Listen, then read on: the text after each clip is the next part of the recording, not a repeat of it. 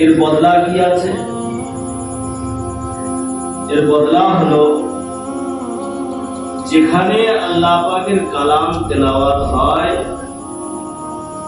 সেই জায়গাটা আল্লাহ পাক একদিন জান্নাতের মধ্যে দাঁড়িয়ে, যেখানে আল্লাহ পাকের কালাম তেলাওয়াত হয় যে জায়গায় হয়, শুধু কালাম নয়, নবী পাক সাল্লাল্লাহু আলাইহি ওয়াসাল্লামের দরুদ শরীফ যেখানে পাঠ হবে, যে জায়গাতে হবে, যে মজলিসে হবে, যারা করবে, যারা আল্লাহর কালাম শুনবে, যারা দরুদ শরীফ পাঠের মজলিসে বসবে, আল্লাহ পাক এই জমিন থেকে নিয়ে সমস্ত শুননেওয়ালাদেরকে আল্লাহ পাক জান্নাতে দেয়। সুবহান। আমরা ভাবছি যে জনাব নোমান সাহেবের বাড়িতে